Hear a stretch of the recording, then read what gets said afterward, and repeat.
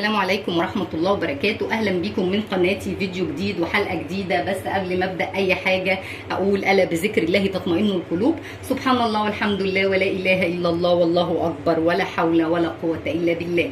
زي ما احنا شايفين كده، اللي هيبص للفيديو هيقول ان انا مثلا هعمل قرنبيط وسلطه وكده. لا، انا هعمل حاجه اسمها عجه تركيه او عجه فرنسيه، بس انا حاطه اضافه من عندي القرنبيط. انا كان عندي كيس قرنبيط بصراحه بقاله شويه في المبرد، بس قلت ايه استغله في ايه، قلت هعمل بيه العجه، هضيفه اضافه ليه. بس انا يعني اللمسه اللي انا هضيفها ليه ان انا هحط القرنبيط بس متحمر، والحاجات دي كلها بتتشوح.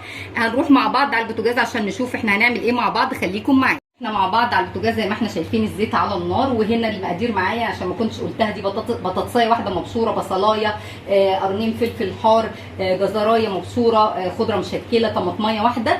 ودي البهارات معايا، معلقه توم صغيره، شطه، فلفل اسود، كمون، 7 توابل، بابريكا مدخنه، كزبره ناشفه، حبهان على ورقه راوله، قرفه وجنزبيل.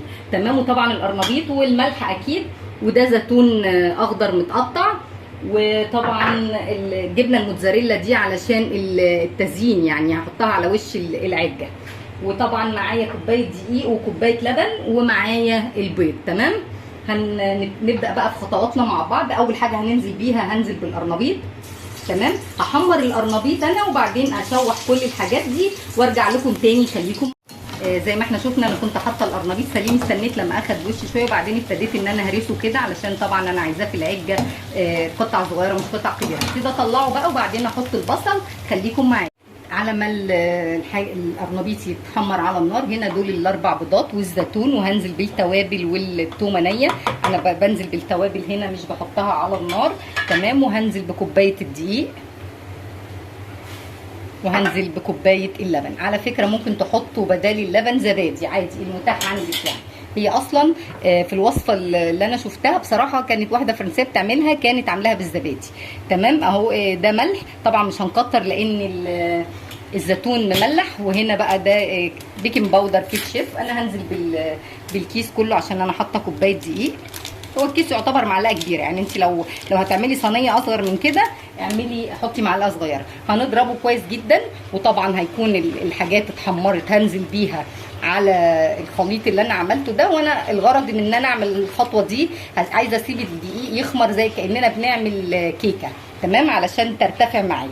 خلص انا بقى الضرب ده واشوح الحاجات على النار، واحنا مع بعض خطوه خطوه. خليكم معايا. احنا شايفين انا حطيت البصل خلاص دبل معايا. هبتدي بقى انزل بالبطاطس.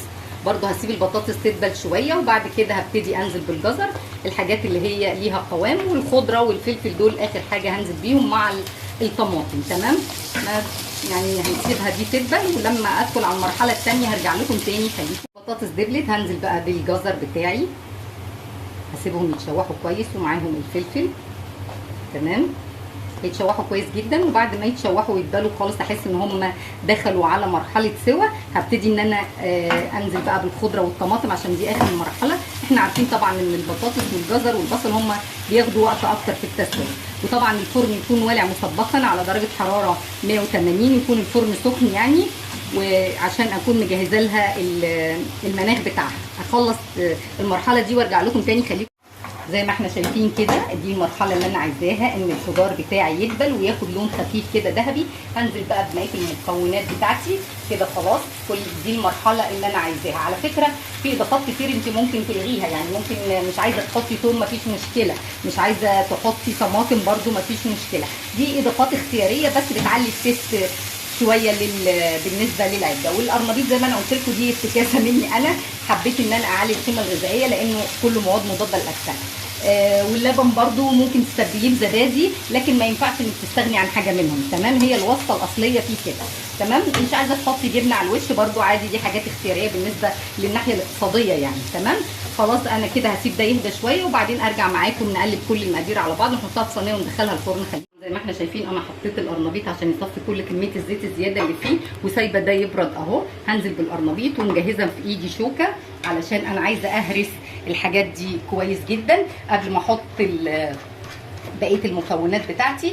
على فكره كمان ممكن تستغني عن الزيتون، زي ما انا قلت لك في حاجات انا ضايفاها علشان اعلي التيست بتاع العجه بتاعتي شويه.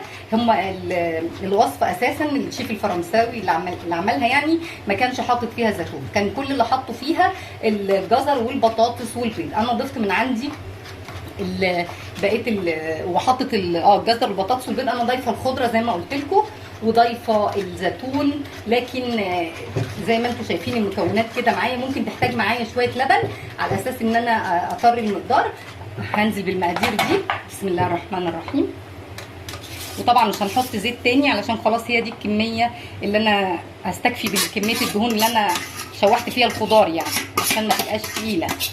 طبعا دي وصفات كلها اقتصاديه علشان موضوع الطماطم الغاليه اللي بقت ب 20 جنيه يعني بسم الله ما شاء الله علينا، كل حاجه بقت ب 20 جنيه.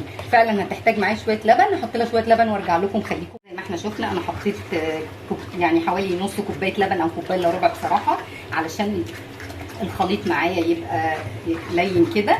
ظبطي ملحك بقى وتشوفي كده اذا كان الحب بالنسبه لك تمام ولا لا، وكوني مجهزه صينيه معاكي. كل اللي بنعمله بنحط معلقه زيت واحده، بصي انا مش حاطه حاجه فيها، وهنزل بالخليط بتاعي بسم الله الرحمن الرحيم. طبعا انا عامله كميه علشان عدد افراد اسرتي، كل واحد بيعمل حسب عدد افراد اسرته هو. لو انت اسرتك اصغر من كده مفيش مشكله خالص، هتعدليها بس كده بتظبطيها.